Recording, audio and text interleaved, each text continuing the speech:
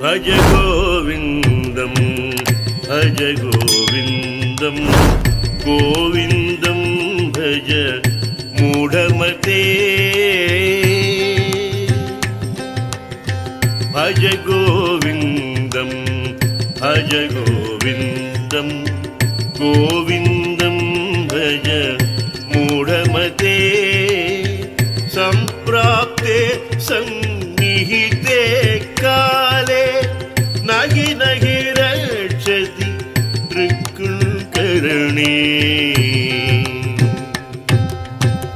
भज गोविन्दं भज गोविन्दं गोविन्दं भज मूढमते सम्प्राप्ते सन्निहिते काले नहि नहि रक्षति त्रिकृकरणे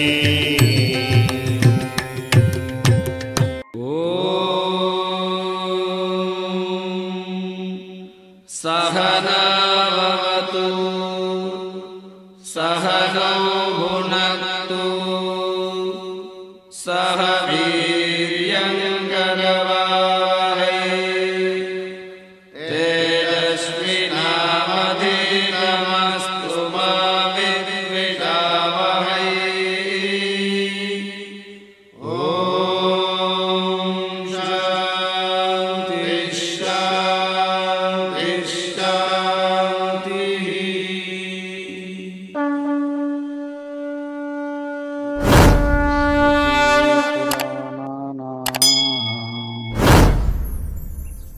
आलयं करुणालयं नमामि भगवत्पादं शङ्करं लोकशङ्करम् शङ्करं शङ्कराचार्यं केशवं बादरायणम् सूत्रभाष्यकृतौ वन्दे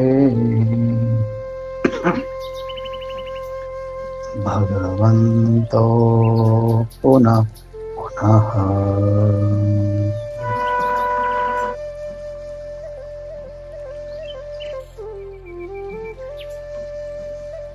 भगवत पूज्यपाद आचार्य श्री शंकराचार्य जी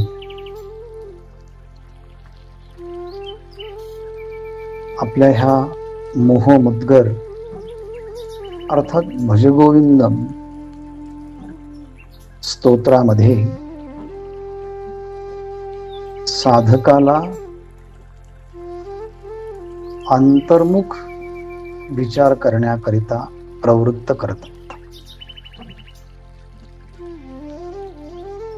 आणि त्यासाठी एक गृहस्थ आश्रमी साधक आचार्यांच्या जवळ जाऊन मला खूप मोठी जबाबदारी आहे, चिंता आहे, काळजी आहे, संसाराचे सगळ्या जबाबदारी माझ्या आहेत, तुम्हाला काय माहिती? जे काही माहिती आहे ते सगळं मलाच माहिती आहे. पण याला उत्तर देताना आचार्य असं देतात की बाबा रे, तुला तर काहीच माहिती नाही. एखादा संन्याशी झाला म्हणून त्याला जगाचं ज्ञान नसतं असा हा भ्रम असतो. उलट जगासंबंधचं जितकं तपशीलवार माहिती एखादा विरक्त महात्म्याला असते तितकी संसारिक व्यक्तीला सुद्धा नसते. म्हणून संसार याची सुरुवात प्रवृत्तीपासून होते, परंतु संसाराचा प्रत्येक प्रवृत्तीचा पाऊल हा निवृत्तीसाठी असतो. गावाला निघालेला मनुष्य पहिलं पाऊल टाकतो तर ते पहिलं पाऊल त्याच्या मुक्कामाच्या दिशेने असतं, म्हणजे प्रवास संपण्यासाठीच असतं. प्रवासाला सुरुवात ही प्रवृत्तीतून झाली, पण त्याची फलनिष्पत्ती ही निवृत्तीत होत असते. जेवण करण्याकरता आपण एका पाठीमाग एक अन्नाचं रसस्वादन करतो, खाण्याकरता प्रवृत्त होतो, परंतु अंतिम फलनिष्पत्ती बस आता मला काही खायचं नाही, म्हणजे पुन्हा निवृत्तीतच झाली आहे. आपण दिवसभर कामाला जातो वेगवेगळ्या ठिकाणी, पण पुन्हा संध्याकाळी त्याची फलनिष्पत्ती ही निवृत्तीतच आहे. म्हणजे सकाळपासून संध्याकाळपर्यंत सगळ्या मानवी जीवनाच्या व्यवहाराचं परिशीलन केलं तर एक कॉमन स्टेटमेंट आपल्याला हे करता येईल की दिवसभरातली सगळ्यांची जरी प्रवृत्ती झाली तरी शेवटी निष्पत्ती त्याची निवृत्तीसाठीच असते. मग संसारातली सगळी प्रवृत्ती, लग्न असेल, मुलं बाळ असेल, प्रपंच असेल, व्यवहार असेल, त्यांच्या जबाबदाऱ्या असतील, पण हे सगळं करत असताना त्यातून त्या सगळ्या व्यवहाराच्या मर्यादा लक्षात यावा, त्यातून विवेक उत्पन्न व्हावा आणि वास्तविक तत्वाचा बोध झाल्यानंतर एक रिलेटिव्ह जी सत्ता आहे ह्या जगाला, सापेक्ष सत्ता जी ह्या जगाला आहे, त्याचाही मनुष्य त्याग करतो आणि वास्तविक तत्वाच्या ठिकाणी तो एकाग्र होतो. हीच तर गोष्ट शंकराचार्य त्या गृहस्थी साधकाला प्रिय बंधो, हे बंधो तद इह भ्राता तत्वम चिंतय, हे भ्राता तद इह त्या अंतिम तत्वाचं चिंतन ह्या ठिकाणी पुन्हा पुन्हा कर. कारण कोण पत्नी, कोण पुत्र, कोण तू, कुठून आला आहे, ह्या सगळ्यांचं मूळ स्रोत जर विचारायला गेलो आपण तर शेवटी आपण वास्तविक सगळे सगळे आत्मतत्व आहोत. वेगवेगळ्या घटांच्या मध्ये आकाश असलं, घट वेगवेगळे आहे म्हणून आकाश मात्र वेगवेगळं होत नाही. सगळ्या घटांच्या मध्ये आकाश हे एकच आहे. तसं या सगळ्यांच्या मध्ये एकच तत्व भरून उरलेलं आहे. एको देवो सर्व भूतेषु गुढा. आपण श्वेताश्वेतर उपनिषदामध्ये ही गोष्ट आपण विस्ताराने पाहिली होती. सगळ्या ह्या प्राणी मात्रांच्या मध्ये आपण आत्मतत्वाने जर पाहिलं तर एकच आहोत. अशा तत्वाचा बाबारे पुन्हा पुन्हा विचार कर आणि म्हणून तू कोण आहेस याचा भ्रम झाला की मनुष्य नको त्याला मी समजतो आणि नको त्याला माझं समजून आयुष्याचा बराचसा काळ मी आणि माझ्या ह्या भ्रांतीमध्ये घालतो. ज्ञानेश्वर महाराजांनी ही गोष्ट ज्ञानेश्वरीमध्ये आवर्जून सांगितली आहे. ही अहंता ममता ही भ्रांती आहे, ही लवड सवडी आहे. मातेन पवतीची बापुडी म्हणून जन्म मरणाची दुथडी डहुळीत ठेली. मी आणि माझं याचं स्वरूप न कळाल्यामुळे जन्म आणि मृत्यूच्या ह्या भवसागरातून हे बाहेर यायला तयारच नाही. आणि यातून बाहेर काढण्यासाठी शंकराचार्य तत्वम चिंतय तदीह भ्राता या तत्वाचं चिंतन कर. आणि म्हणून हा सगळा संसार आणि सगळ्या संसारातील संबंध आणि सगळे व्यवहार आपल्याला विवेक वैराग्य उत्पन्न होण्यासाठी साहाय्यभूत असतात. अनेकदा पुत्र आपला अपमान करतो, अनेकदा पत्नी सांगते तुम्हाला काही समजत नाही, तुम्हाला काही कळत नाही. अशा अनेक अपमानाच्या तडाख्यातनं मनुष्याला खरंच एक दिवस त्याला विचार आला पाहिजे की मला या संसाराचं काही कळत नाही. आणि म्हणून तो विवेक वैराग्याच्या मध्ये परिणिती होऊन तत्वचिंतनामध्ये तो प्रवृत्त व्हावा. ह्याकरता हा सगळा ईश्वराने निर्माण केलेला हा प्रपंच आहे. नदीमध्ये असणारी बोट ही ह्या तीरावरून त्या तीराला नेण्यासाठी असते. केवळ त्यात जलविहार करण्यासाठी आहेत, पण जलविहार फार आपण काळ करत नाही. मुख्य हेतू आहे या तीराच्या त्या तीराला जाणं. तसं या संसार सागरातून ह्या तीराच्या त्या तीराला जाण्यासाठी आत्मस्वरूपाचं चिंतन करणं हा महत्वाचा भाग आहे.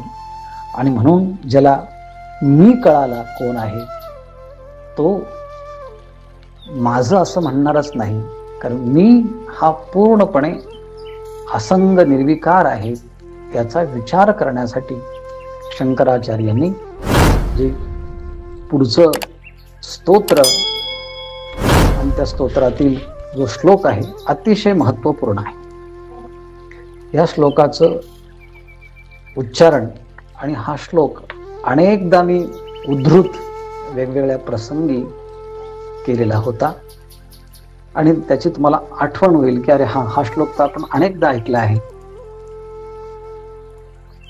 वेगवेगळ्या ज्ञानेश्वरीच्या अध्यायामध्ये असेल किंवा बाकीचे छोटे मोठे जे आपले प्रकरण ग्रंथ आहेत त्या ग्रंथामध्ये अनेकदा संदर्भ म्हणून हा श्लोक आला आहे. तो श्लोक असा: सत्संगत्वे निस्संगत्वं निस्संगत्वे निर्मोहत्वं निर्मोहत्वे निश्चलतत्वं निश्चलतत्वे जीवन्मुक्तिः भज गोविन्दं भज गोविन्दं भज गोविन्दं मूढमते. ह्या श्लोकामध्ये सत्संगतीचं महत्व सांगितलेलं आहे आणि सत्संगतीचा परिणाम कसा होतो हे सांगितलं आहे. संपूर्ण विश्वाचा जर आपण विचार केला तर 3 गोष्टी आपण समजून घेऊ शकतो. जगत समजून घेण्यासाठी मनुष्य आपल्या ह्या पंच ज्ञानेंद्रियाच्या माध्यमातून ह्या जगाला समजून घेतो किंवा जगातले सगळे शब्द स्पर्श रूप रस गंध हे पंचविषय इंद्रियाच्या माध्यमातून आतमध्ये येतात. मन संकल्प करतं, बुद्धी निश्चय करते. म्हणजे अंडरस्टँडिंग आणि नोईंग हा प्रथम फॅक्टर, हा प्रथम भाग आपल्या ह्या विश्वाच्या मध्ये आहे. म्हणून लहान मुलं विचारतात हे काय आहे, ते काय आहे, ते काय आहे. त्यांची जिज्ञासा खूप असते आणि खूप जिज्ञासा असेल आणि जे समजून घेतात ते तर मुलं असतात. नवीन गोष्टी समजून घेण्याकरता जे प्रवृत्तच होत नाही ते वृद्ध असतात. म्हणजे अगदी बुटाची लेस बांधण्यासाठी वाकलेला एखाद्या वृद्धाला असं वाटतं आता वाकलोच आहे तर 2-3 कामं करून घ्यावेत, पुन्हा जर आपण उठलो तर वाकता येणार नाही. म्हणजे फार प्रवृत्ती त्याला करावी वाटत नाही, पण ज्याला अनेक गोष्टी कराव्या असं वाटतात ते मुलं आहेत. म्हणून पहिली गोष्ट जगाच्या संबंधाने आहे नोईंग. आणि मग एखादी गोष्ट कळाली, आपल्याला आवडली की ती स्वीकारण्यासाठी, आणि एखादी गोष्ट नको असेल तर ती आपण टाकण्यासाठी रिॲक्ट होतो. म्हणून दुसरी गोष्ट आहे रिॲक्टिंग. पहिले आहे नोईंग आणि रिॲक्टिंग. आणि जी गोष्ट आपल्याला आवडली, बरी वाटली, आनंददायक वाटली, तर आपण त्याचं उत्तरदायित्व, ती गोष्ट स्वीकारतो. We following it. आपण त्याचा अनुकरण करतो. म्हणून नोईंग, रिॲक्टिंग आणि फॉलोइंग असा ह्या जगाच्या संबंधाचा एक सामान्य नियम आहे. सामान्य, कोणी कोणत्याही बाबतीमध्ये कोणत्याही व्यक्तीला ही गोष्ट आहे. आणि तेव्हा तो जेव्हा समजून घ्यायला लागतो, तेव्हा तो या जगाच्या संबंधाने बोलायला लागतो. आणि बोलताना सुद्धा त्याचं मन किती विकसित झालेलं आहे त्याप्रमाणे त्याची चर्चा ठरते. असं म्हटलं जातं की ज्यांचं मन अतिशय छोटं आहे, स्मॉल माइंड डिस्कस पीपल असं म्हटलं जातं. जे छोटे माणसं असतात मनाचे, ते नेहमी माणसांच्या बद्दल बोलत असतात. हा असा आहे, तो तसा आहे, ती तशी आहे, ते तसे आहेत. ते कुठेही गेले ते माणसांच्या गुणदोषांच्या बद्दल बोलत असतात. आणि त्यातही दोषांच्या बद्दल जास्त बोलत असतात. आणि त्या व्यक्तींच्या दोषाबद्दल बोलतात की जो समोर उपस्थित नसतो. समोर उपस्थित आला की ते माणसं गप्प राहतात. म्हणजेच अप्रत्यक्षरित्या त्या व्यक्तीच्या दोषांच्या वरती बोलण्याची ज्यांना सवय आहेत, असे माणसं छोट्या मनाचे असतात. आणि म्हणून स्मॉल माइंड डिस्कस पीपल. छोट्या मनाचे माणसं हे माणसांच्या बद्दल बोलत असतात, दोषांच्या बद्दल बोलत असतात, कधी काळी गुणांच्या बद्दल बोलतात. मिडियाकोर पीपल जे आहेत, म्हणजे मध्यम जे आहेत, ते सुद्धा डिस्कशन करतात, पण ते इव्हेंटचं, ही घटना अशी झाली, ती घटना अशी झाली. म्हणून मिडियाकोर पीपल डिस्कस इव्हेंट, घटनांची चर्चा करतात. अशी घटना त्याच्या जीवनात घडली, तशी घटना त्याच्या जीवनात घडली, असं अमेरिकेत घडलं, असं इकडे घडलं, असं तिकडे घडलं. घटनांच्या विषयी बोलत असतात. आणि आहे ग्रेट माइंड डिस्कस आयडियाज. जे उच्च मनाचे असतात, श्रेष्ठ मनाचे असतात, ते वेगवेगळ्या तत्वांच्या बद्दल बोलत असतात, सिद्धांताच्या बद्दल बोलत असतात. आणि म्हणून आपण प्रत्येक आठवड्याला स्वतःचं अनालिसिस करावं की मी माझ्या, किंवा नाही आठवड्यात झालं तर संध्याकाळी करावं, महिन्याला करावं, पण अनालिसिस करावं की मी ह्या महिन्यात, ह्या दिवसात, ह्या आठवड्यात लोकांच्या बद्दल किती बोललो, इव्हेंट्स, एखाद्या घटनेच्या बद्दल किती बोललो, आणि वास्तविक तत्वाच्या बद्दल किती बोललो. आणि त्यावरून आपलं मन कसं आहे किंवा आपण कसे आहोत हे ठरतं. आणि जसा मनुष्य असेल तो मनुष्य आपल्यासारख्या लोकांच्या संगतीमध्ये राहण्याचा प्रयत्न करतो. आणि ज्यांच्या संगतीमध्ये आपण असतो त्यावरून आपली योग्यता ठरत असते की कोणत्या कॅटेगरीचे आपण आहोत, आपल्या आजूबाजूला कोणते लोक आहेत, 24 तासामध्ये एकांताच्या काळात कोणते लोक आहेत, लोकांताच्या काळात कोणते आहेत, प्रायव्हेट आपल्या जीवनामध्ये कोणते लोक आहेत. आपल्या आजबाजूला असणाऱ्या लोकांच्यावरून आपल्या संपूर्ण जीवनाचं, व्यक्तिमत्वाचं मूल्यमापन होत असतं. आणि म्हणून तुम्ही कोण आहात हे जगाला सांगण्याची गरज नाही. तुम्हाला जे ओळखतात ते 24 तासात पाहत असतील की हे कोणाकोणाच्या संगतीमध्ये राहतात, यांचे मित्र कोण कोण आहेत. आणि त्यावरून, त्या सराउंडिंग वरून आपलं व्यक्तिमत्व ठरत असतं. आणि म्हणून या सगळ्यामध्ये कूल कंपनी किंवा गुड कंपनी किंवा गुड असोसिएशन, याला सत्संग असं म्हणतात. आणि हे एक प्रकारचं लॅडर ऑफ राईज ऊर्ध्वगतीला जाण्याची जी शिडी आहे ती शिडी या श्लोकाच्या मध्ये सांगितली आहे. गीतेमध्ये पतनाची शिडी सांगितली आहे. बुद्धिनाशात प्रणश्यती. कुठून सुरुवात होते ती विषयाच्या चिंतनापासून होते.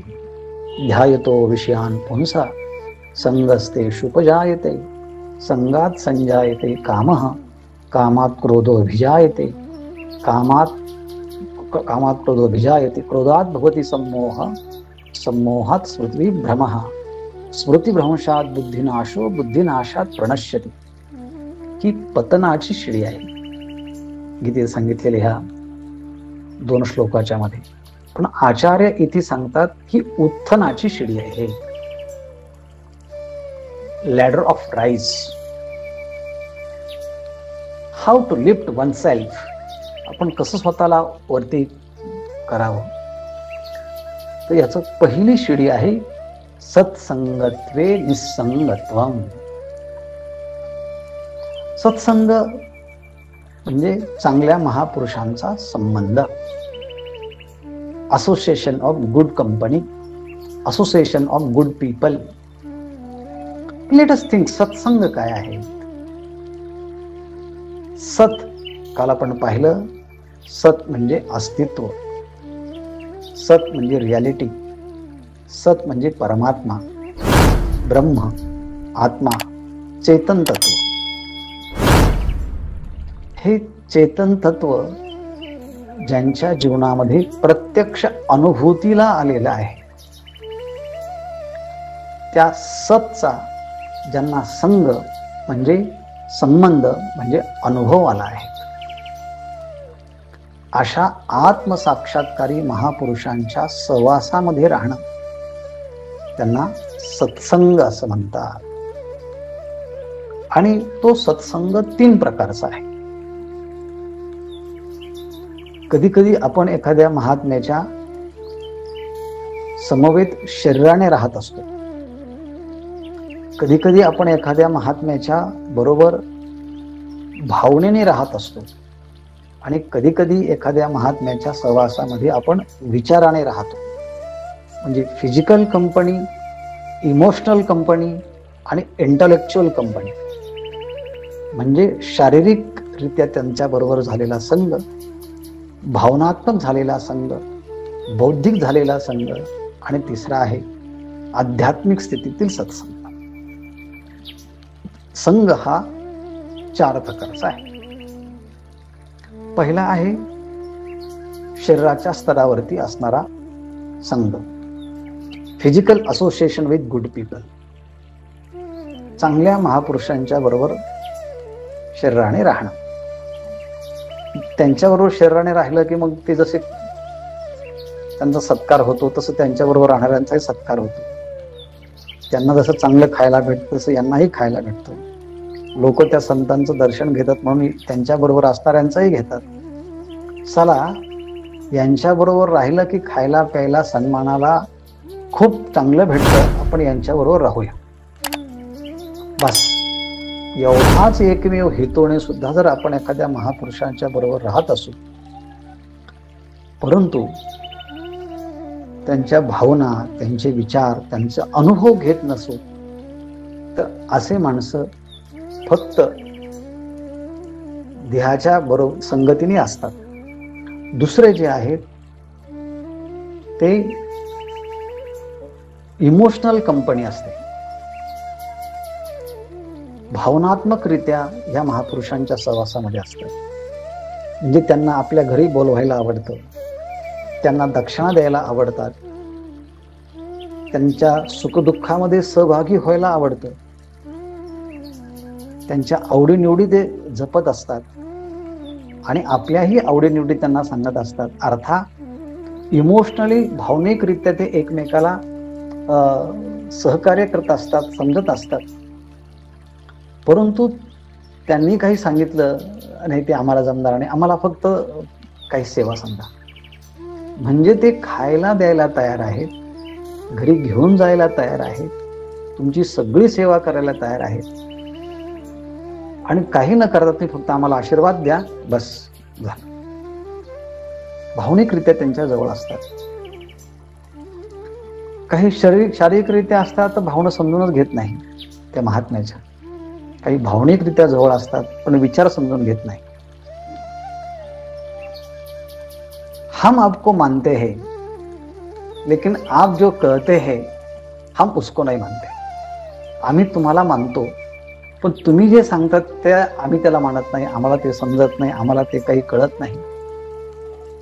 ही कंपनी काय? ही भावनात्मक कंपनी आहे. तिसरी आहे बौद्धिकरित्या, म्हणजे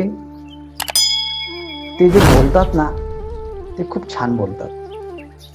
आपण लिहून घेत जाऊ त्यांचे शब्द, त्यांचे स्टाईल, त्यांचे वेगवेगळे उदाहरणं ते आपण लिहून घेत जाऊ. म्हणजे त्यांच्या कल्पना, त्यांच्या विचार आवडतात. परंतु ते आजारी आहे का चांगले आहेत का, त्यांना काही गरज आहे की ते भुकेलेले आहेत, त्याच्याबद्दल काही त्यांना चिंता नाही. बस ते बोलतात, पटपट लिहून घ्यायचं बस. Ideas, we received many ideas and concepts from the great person, परंतु त्यांच्याबद्दल आपण साधी विचारणाही करत नाही, तुम्हाला जेवायचं का नाही जेवायचं. हे जे आहे हे बौद्धिकरित्या हा एक भाग आहे. पण तिसरा जो भाग आहे, संत महात्मे ज्या अनुभूतीपर्यंत असतात ती अनुभूती प्राप्त करून घेण्यासाठी तनु मनोजीवे चरणासी रागावे, अगरवता करावे दास्य सकळ. मग परिप्रश्नेन सेवया या न्यायाप्रमाणे तद्विधी प्रणिपातेन परिप्रश्नेन सेवया उपदेक्षन्ति ते ज्ञानं ज्ञानिनस्तत्त्वदर्शिना. श्रद्धावान लभते ज्ञानं तत्परसहितेंद्रिया ज्ञानं लब्ध्वा परां शांतीं अचिरेणादि गच्छति. गीतेने सांगितलेले हे 6 तत्वांच्या आधाराने त्यांना शरण जाणं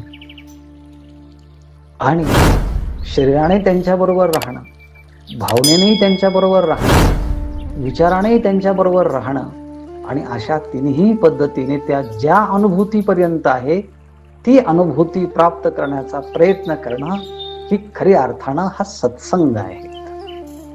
मग असं झाल्यानंतर या सत्संगाचं अंतिम परिणती काय होणार आहे? सत्संगत्वे जीवन मुक्ती. सत्संगाच्या मुळे जीवनमुक्ती प्राप्त होते.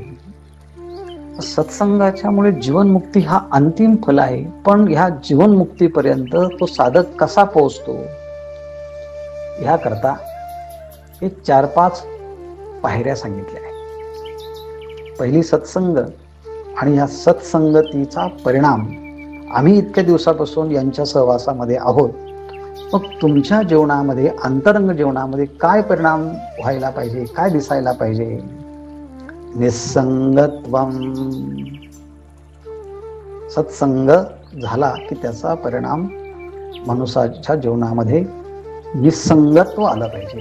निसंगत्व म्हणजे डिटॅचमेंट फ्रॉम द वर्ल्ड, की मी जो आत्मतत्व आहे ना त्याचा कोणाशीही कसलाही संबंध नाही. न करी रे संग राही रे निश्चळ, लागो नेदी मळ ममतेचा, या नाव अद्वैत खरे ब्रह्मज्ञान. जगद्गुरु तुकाराम महाराज म्हणतात याला खरं ब्रह्मज्ञान म्हणतात. यालाच गीतेच्या भाषेमध्ये असंग शस्त्रेन दृढेन चित्वा. असंग म्हणजे निसंग. निसंग म्हणजे जगामध्ये राहताना सगळ्यांशी व्यवहार करणं, परंतु आत्मतत्वाने कोणाशी अटॅच न राहणं, अटॅचमेंट नसणं, एक्स्ट्रीम अटॅचमेंट. त्याला असं म्हणण्यापेक्षा आपण म्हणूया मिथ्या तादात्म्य धारण न करणं, wrong identification with this phenomenal world. हे नसावं. मिथ्या तादात्म्य म्हणजे काय? हाच माझी पत्नी कायमची आहे, हाच पुत्र आहे, हाच पिता आहे, मी त्यांचा विशिष्ट संबंधाने संबंधित आहे. नाही, हा तात्पुरता संबंध आहे. वास्तविकरित्या मी कोणाचा नाही आणि कोणी माझे नाही. मी जरी ह्या शरीरामध्ये असलो तर शरीर म्हणजे मी नाही. मी जरी मन बुद्धी इंद्रियांच्या द्वारे रिॲक्ट होत असलो तरी मी मन बुद्धी इंद्रिय नाही. मी कोण आहे? I am illuminator of all these senses. मी या सगळ्या इंद्रियांचा नियामक आहे. I am the substratum of everything. मी सगळ्यांचा आधार आहे, परंतु माझा कशाशीही संबंध नाही. जसं कमळाचं पान पाण्यामध्ये राहतं, पण पाण्याचा त्याला स्पर्श होत नाही. पद्मपत्र मिवांभसा, ते सगळ्यामध्ये असतं पण त्यात ते नसतं. फणस खाताना जर आपण तेल लावलं असेल तर ते फणस खाता येतं, पण ते आपल्याला बोटाला चिटकत नाही. तसं संत महात्मे स्वतःला आत्मा समजतात आणि आत्म्याचा या जगतातल्या कोणत्याच वस्तूशी संबंध नाही. जसं सूर्यचंद्राचं प्रतिबिंब सगळ्या पाण्यामध्ये जरी प्रतिबिंबित झालं, पण प्रत्यक्ष सूर्यचंद्राचा संबंध कोणत्याच पाण्याशी नसतो. तसं आपण आत्मतत्व आपल्या शरीराच्या मध्ये आहे. आपण सगळ्यांशी बोलत असलो तरी त्या आत्मतत्व हा कसलाच संबंध नाही, आणि म्हणून निसंग राहणं याचा अभ्यास करावा लागतो. बोलून नाही जमत. मनन म्हणजे ध्यासन करून एकांतामध्ये बसून ध्यानामध्ये जाऊन काही काळ भावनेच्या आधारानं, विचाराच्या आधारानं करत करत करत मग वास्तविक स्थितीला पोहोचता येतं. I am not body, I am not intellect, I am not senses, I am different from everything. मी सगळ्यांच्या पेक्षा वेगळा आहे. माझं अस्तित्व कशावरही अवलंबून नाही. उलट देह, इंद्रिय, मन, बुद्धी या सगळ्यांचं अस्तित्व माझ्यावरती अवलंबून आहे, आत्म्यावरती. पण माझं अस्तित्व कोणावरती नाही. मी वस्तुविरहित माझं अस्तित्व आहे, ऑब्जेक्टलेस एक्झिस्टन्स. आणि असा मी असंग आहे, असं ध्यानामध्ये रोज चिंतन करावं.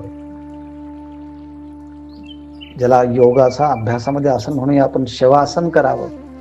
आणि शवासनामध्ये सांगतात की तुम्ही हात पाय सैल सोडा.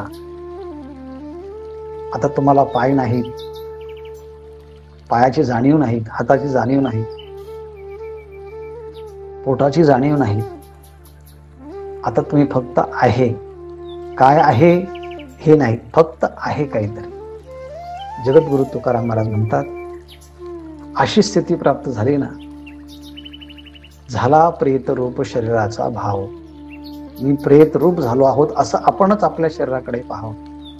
लक्ष इला ठाव स्मशानीचा, रडती रात्रंदिवस काम क्रोध माया. म्हणती हाय हाय यमधर्म, वैराग्याच्या क्षणी लागल्या शरीरा.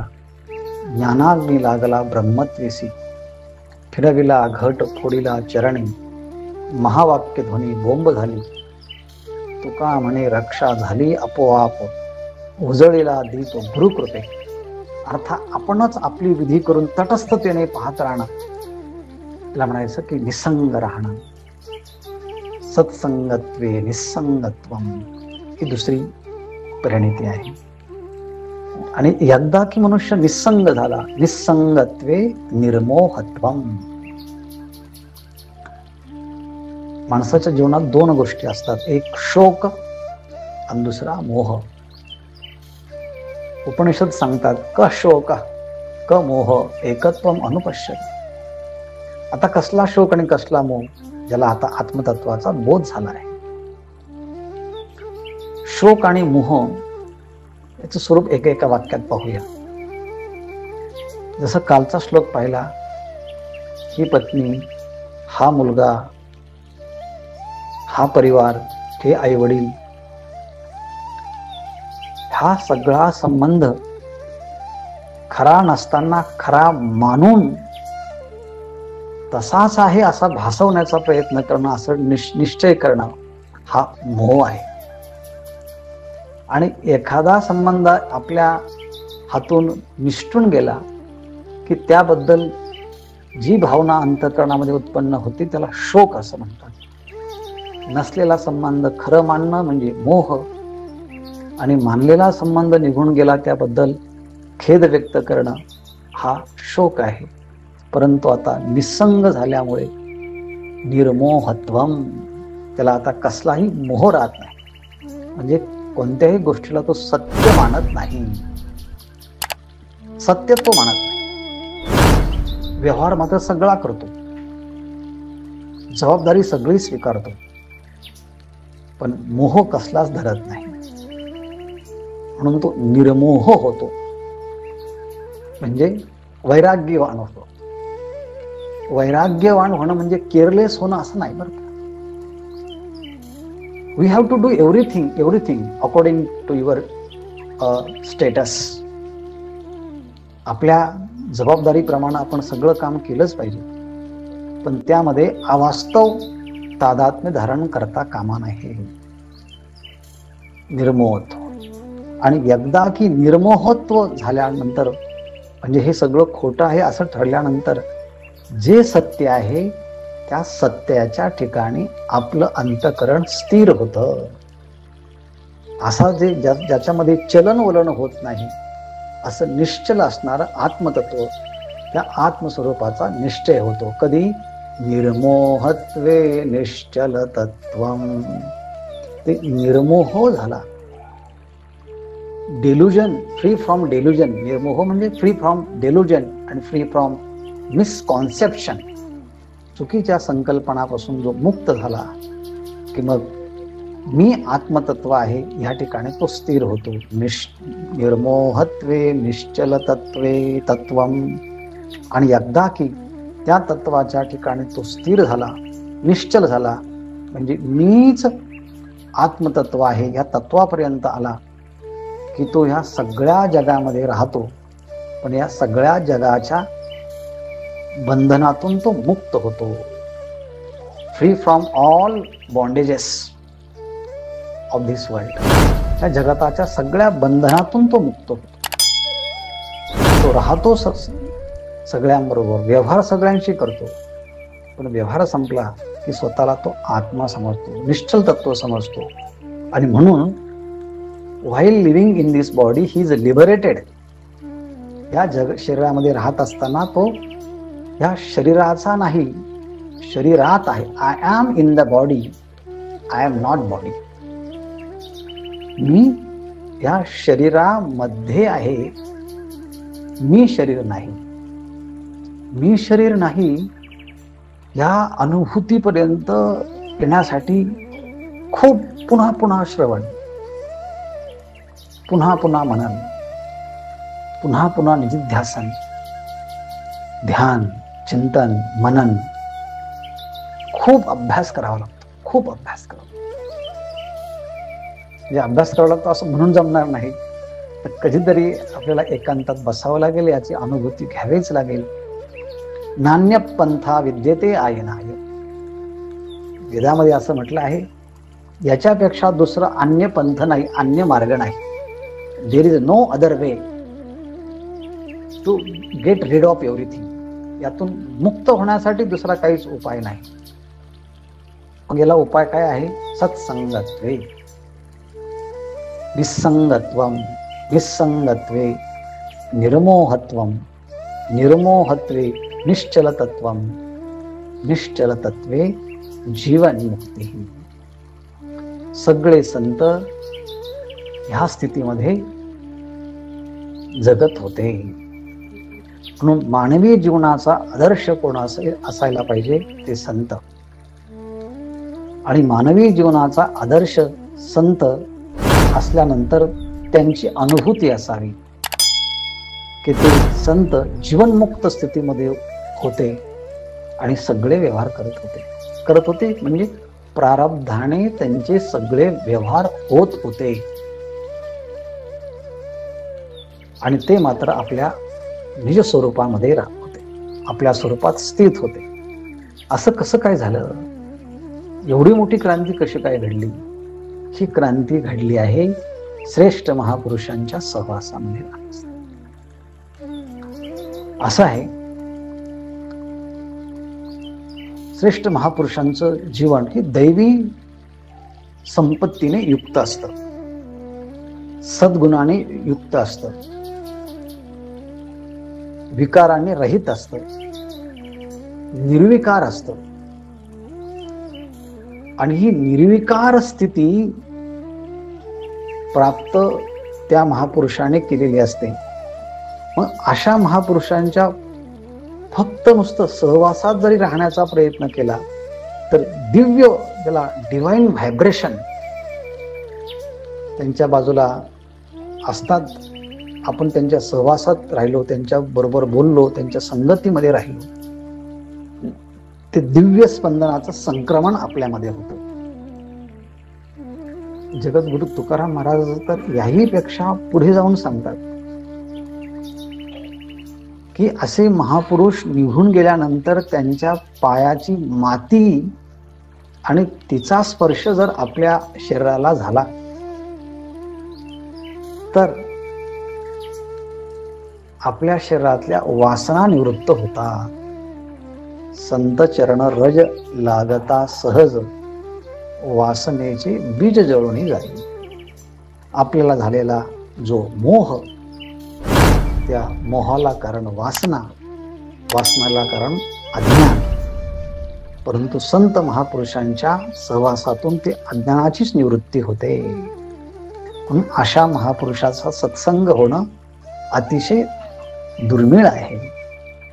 आपण नारद भक्तिसूत्रामध्ये पाहिलं आहे की त्यांचा सहवास, त्यांचं बोलणं प्राप्त झालं की अशा महापुरुषांचा सहवास कधीही व्यर्थ जात नाही. अमोघश्च असं हे नारद महर्षींनी पद वापरलं, ते कधीही वाया जात नाही. काही ना काहीतरी परिणाम त्या श्रेष्ठ महापुरुषांचा होतो. आता मी जाता जाता एक अभ्यासांगाने एक प्रश्न उपस्थित करतो, त्याचं उत्तर आपण नंतर द्यावं अनुवादाच्या मध्ये. लहानपणी तुमच्या सहवासामध्ये एखादा महात्मा आला का? एखादा सत्पुरुष आला होता का? किंवा असं कोणी चांगला व्यक्ती आला आणि त्यामध्ये तुम्हाला ज्या लहानपणामध्ये ज्या गोष्टी चांगल्या चांगल्या आवडल्या त्या तुमच्या मनामध्ये रुजल्या, त्या मूल्यांचं संगोपन वयाच्या ह्या स्थितीपर्यंत किती राहिलं? त्या तत्वांचं इव्होल्युशन, त्याची वाढ किती झाली? आणि त्या बालपणीच्या लहानपणाच्या श्रेष्ठ महापुरुषांच्या सहवासातले मूल्य आता कितपत आपल्यामध्ये रुजले आहे? किंवा आता आपण जे काही आहोत ते कोणीतरी त्या काळामध्ये येऊन आमच्या जीवनामध्ये त्याचं बाळकडू आमच्यामध्ये ते बीज पेरलं आणि त्याचंच फलनिष्पत्ती आता हे आमचं जीवन आहे. असं कोणाकोणाला वाटतं आणि कसं कसं वाटतं हे आपण सांगा. आणि ह्याही नंतर जो कोणी आपल्या जीवनामध्ये जो मुक्त होईल, मुक्त अनुभव स्थिती अनुभवेल, तेव्हा त्याचा परिणाम कुठेतरी त्यांच्या जीवनामध्ये संत महापुरुषाचा सत्संगच झाला असला पाहिजे, त्याशिवाय दुसरा कोणताही पर्याय नाही. पण इतके हे छान शब्द आहेत, ते पाठ करायला पण सोपे आहे. म्हणून आचार्याने शब्दांची रचना करताना इतकी सोपी केली आहे की सहजतेने संस्कृत फार जरी येत नसलं तरी त्या शब्दांकडे पाहून सुद्धा त्याचा लोभ तयार होईल अर्थाचा, आणि नंतर अनुभूतीचा लोभ तयार होईल की खरंच सत्संगत्वे निस्संगत्वम, निस्संगत्वे निर्मोहत्वम, निर्मोहत्वे निश्चलतत्वम, निश्चलतत्वे जीवन मुक्ती. पण ह्या करता कुठून सुरुवात करावी? ह्या करता to know, to understand, to react and to follow. आपण समजून घ्या, आपण प्रतिक्रिया व्यक्त करा आणि त्याचं अनुकरण करा. असं केलं करताना सुरुवात कुठे करा? भज गोविंदम, भज गोविंदम, गोविंदम भज मूढमते. ओ